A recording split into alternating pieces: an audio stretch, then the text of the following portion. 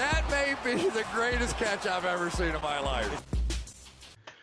All right, Scott, you want to talk about the supplemental draft? Apparently, with the news of the college football season being in doubt, maybe a lot of players go in July, and I really know nothing about this, so you're just going to completely take the reins. Yeah, so I wanted to drop a quick video because I've kind of pieced this together over the last couple weeks, and it came out today. Mark Dominic, who is a writer and covers the NFL for Sirius XM and for ESPN, and used to be the general manager of the Tampa Bay Buccaneers. He posted today that he expected there to be a record number of players that ever would apply for the NFL Supplemental Draft, probably due to the COVID-19 and questions surrounding whether there would be a college football season. Now, nothing is official yet, but we did hear word a couple days ago that the colleges, I don't know if it's a specific committee, but they were going to meet at the end of May to determine, how to move forward with the college football season. So with that, I think we'll know probably by Memorial Day or early June whether there's going to be a college season. Now, what does that mean for Dynasty? Well, one thing is we're going to have the NFL draft in a couple days. And then after that, a lot of Dynasty leagues are going to have their rookie drafts within the next 3, 4, 5 weeks. So there's going to be a lot of rookie drafts that are done. I know a lot of mine are, early to mid-May. Some of them start right after the NFL draft. But bottom line is by the time we hear about the college football season, it may be the end of May, early June. And most of your Dynasty rookie drafts are already scheduled, or at that point, they're already completed. So, the draft picks are already used. Every rookie that hasn't been drafted would essentially get moved to waivers. That's how most leagues have it work. Now, you may have a follow-up draft. I know a couple of my leagues, we do a round 5 or round 6 draft where there's draft picks that are made at the end of the preseason. That would save you a little bit from this. Clearly, if there were players that entered in the supplemental draft, they would be available in that second chance draft, which, people would have to adjust and maybe value those picks a little differently. But for those that don't know, the NFL Supplemental Draft is conducted in the July of every single season. And the way that it works is basically for any player that does not enter the 2020 draft or the spring draft, like we're about to have in a couple days, they can enter the supplemental draft. Now, the way that it works is between the application time for the NFL draft, which is the end of January. I think it was January 20th this year, and the supplemental draft, which will be in the middle of July. You had to have some sort of like hardship that took place, whether you were kicked out of school or you were ruled ineligible or something to where, you couldn't go back to play college like you had intended. And you would have entered the NFL draft had you known this stuff before. This is what Josh Gordon did, right?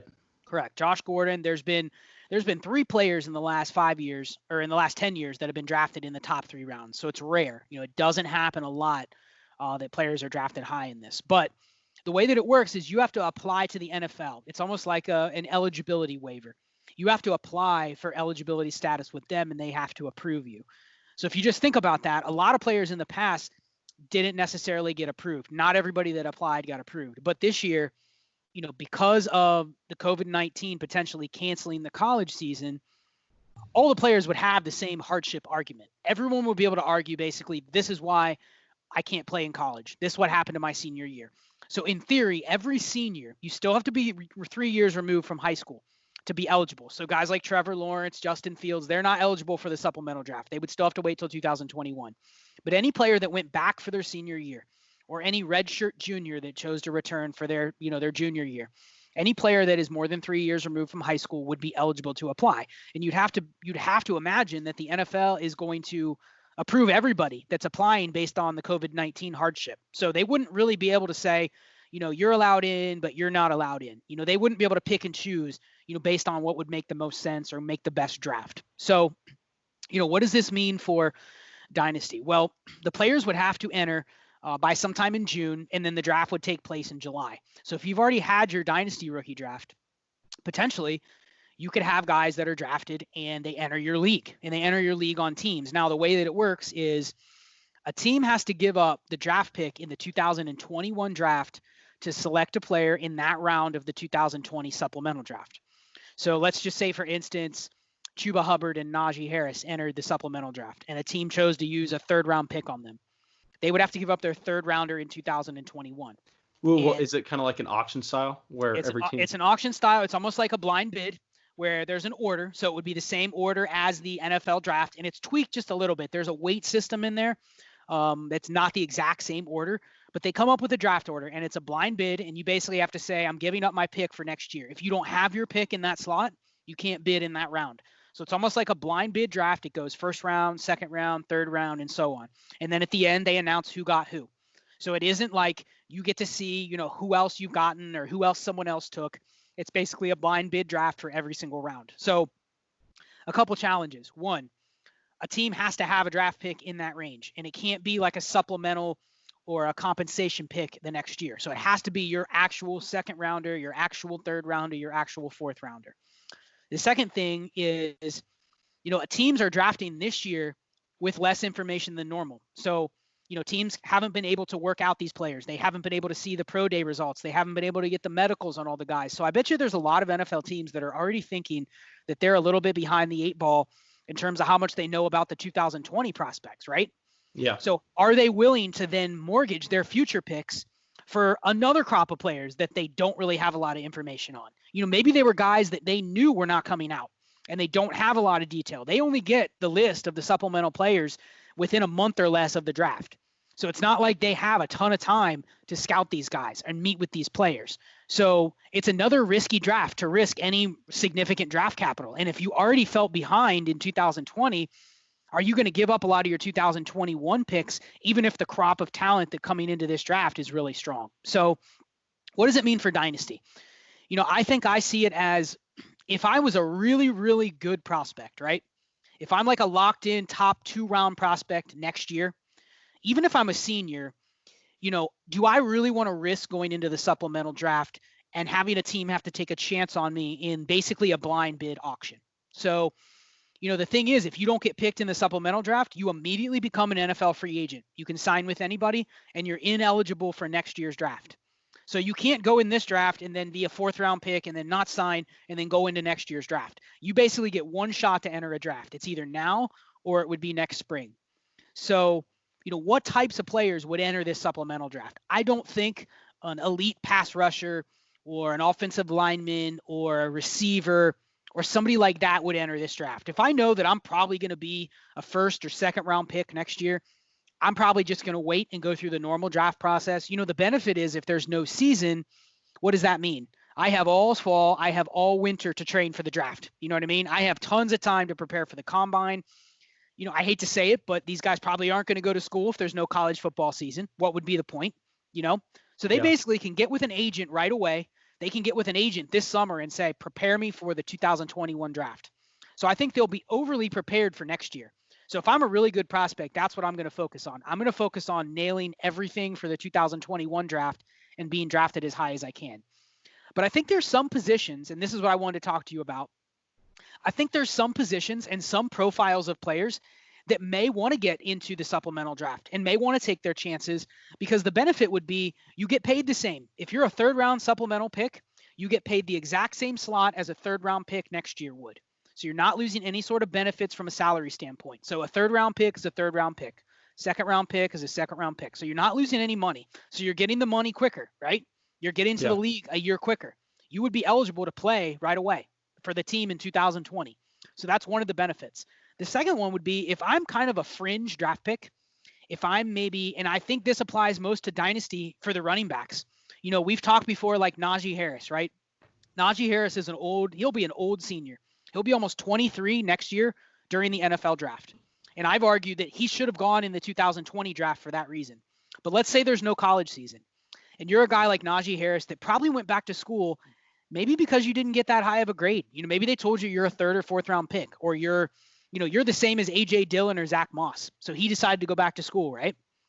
That would be the kind of player that I think would want to enter the supplemental draft because, one, there'll be teams that didn't address running back in the draft or want to address running back, and they didn't get a chance to this year. So they get another shot. You know what I mean? Yeah. Secondly, if I'm a running back, and this is just more from a procedural standpoint, if I'm a running back and I know I'm going to be a 4th-round pick next year or a 3rd-round pick next year, why wouldn't I want to be a 3rd-round pick right away? Even if I'm a 4th-round pick, the difference between the salary between like a 3rd and a 5th-round pick is not that different.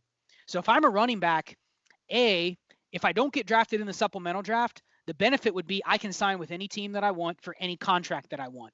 And that may be what a lot of these guys want to do. They know they're not going to get picked because they know that a team just doesn't want to risk draft picks. Because we may see some of these NFL teams just not even want to bother. I'm not wasting any of my picks. I already felt like I didn't get a lot of great value with my 2020 picks.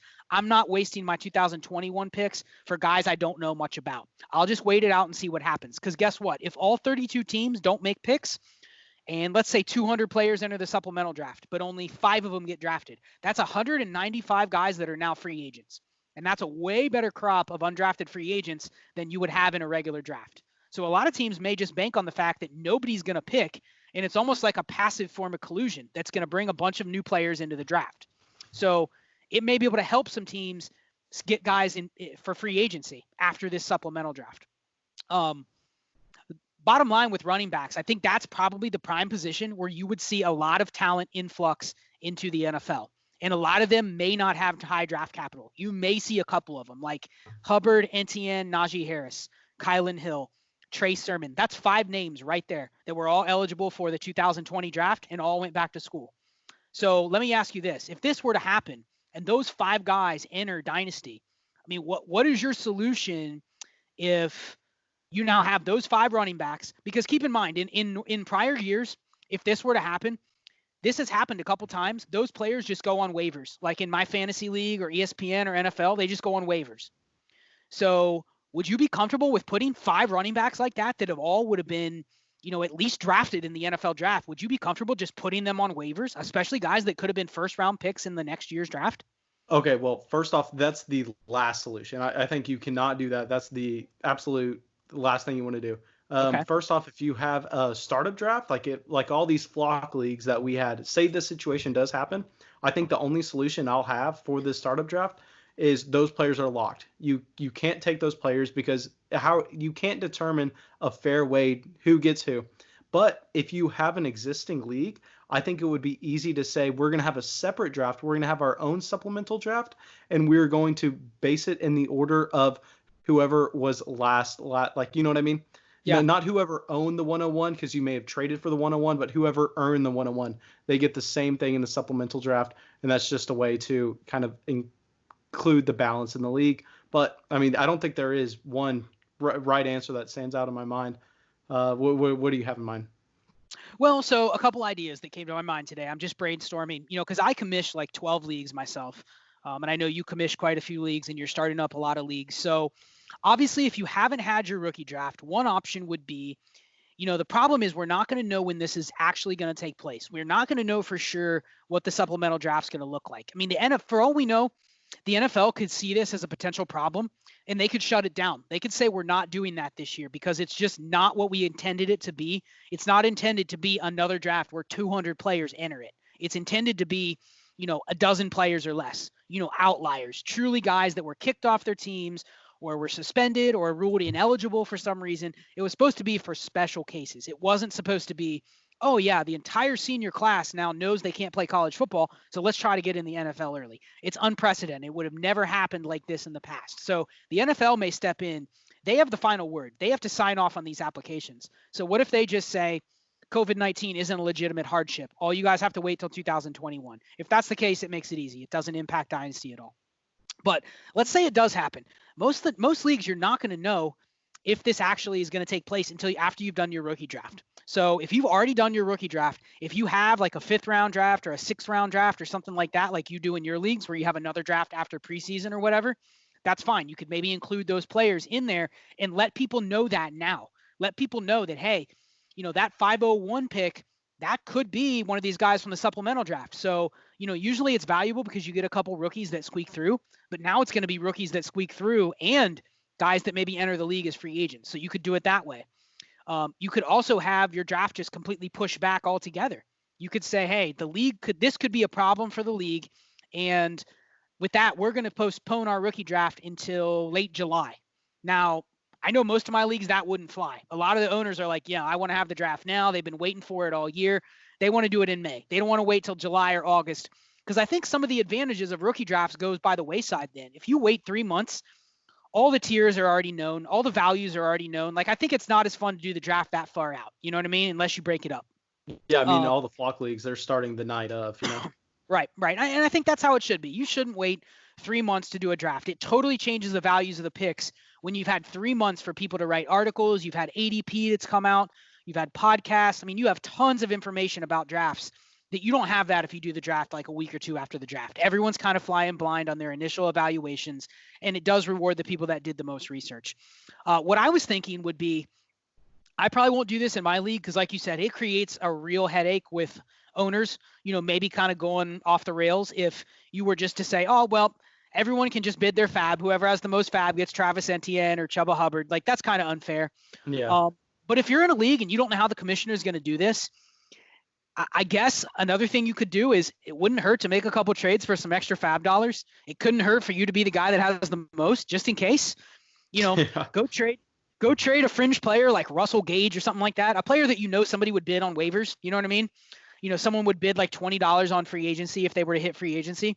Propose a couple of those deals out there. Load up on some fab just in case, because you never know. The commish could come out and not even be aware of this and be like, well, these guys entered the draft. They're just going to go on waivers. I don't have another fair way to do it.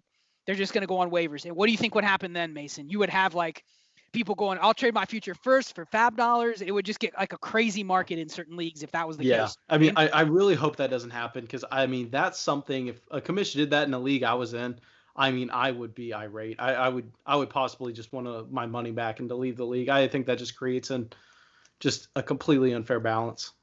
Yeah, and I think that the compromise would be, let me get your thoughts on this. You mentioned a separate draft, a draft that's based on the actual records. So it's almost like you're creating. So your idea is like create a new crop of picks that weren't traded, they weren't moved. Basically, you just say the draft order from last year, what the true draft order was with the team slots. You basically create like a temporary set of supplemental picks and run like a separate draft, right? So if you were truly the worst team, that's not ideal, but I mean, you proposed this to me 20 minutes ago, so that's what I got. That's my best idea right now.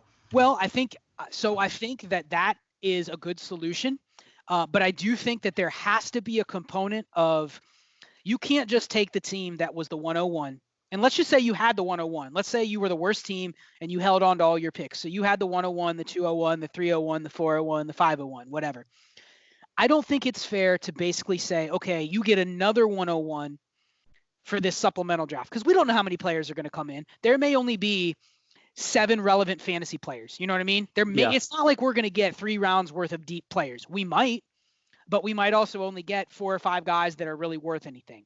So it's really not fair to say the guy with the 101 gets another 101, unless my solution is probably going to be something like that, but also with a mix of, hey, if you're going to use this pick now, you have to skip your 2021 first round pick.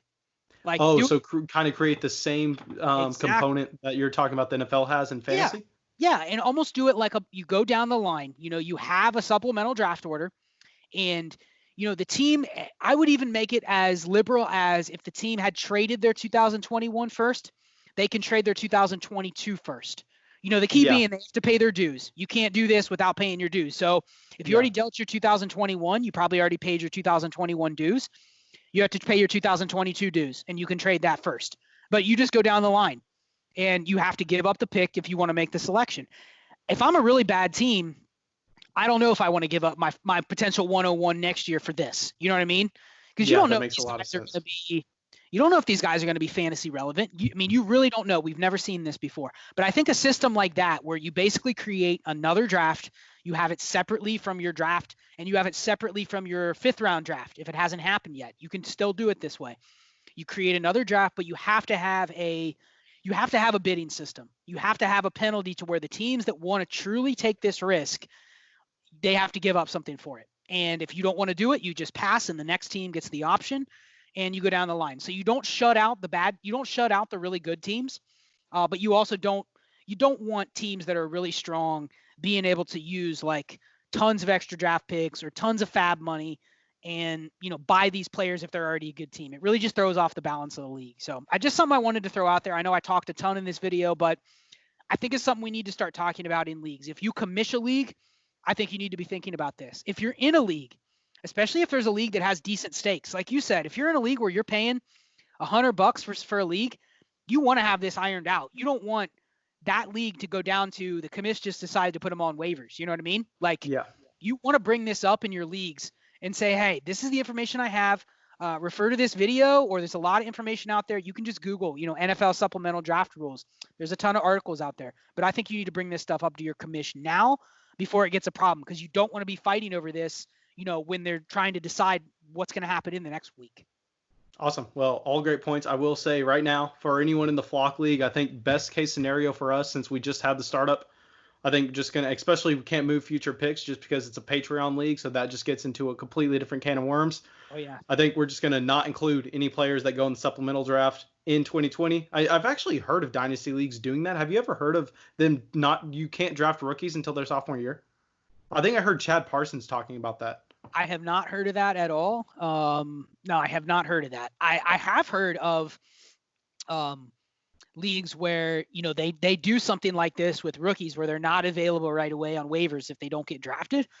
But I mean, past years, Josh Gordon was an exception, but I wasn't, MFL didn't exist like the way that it does today. I didn't play Dynasty the way that I did when Josh Gordon came in the league. But like last year in some IDP leagues, there's a safety for the Cardinals named Jalen Thompson, and he was a 3rd-round pick. Actually was pretty relevant for IDP. He lined up at safety, but he actually was listed as a cornerback in NFL. So if you're in a deep IDP league, this was a guy you could have picked up. He was essentially a cheat code because you could play him at cornerback, but he's lining up as safety. So he just came available. He just got added to the MFL database sometime in August during the preseason. And he was a 3rd-round pick in the supplemental draft last year. So not relevant to offensive leagues, but for defensive leagues, my IDP leagues, I run 5 full IDP leagues. We didn't do anything. He just showed up on waivers, and it was just like where, how MFL has rookies that aren't available yet, but they exist. Same thing. He just wasn't available. So if you would have known about this, you could have made a waiver claim technically in one of my leagues and said, I pick up Jalen Thompson in August before he's even in the database, and I would have had to honor it because it was just like any other rookie, like a placeholder.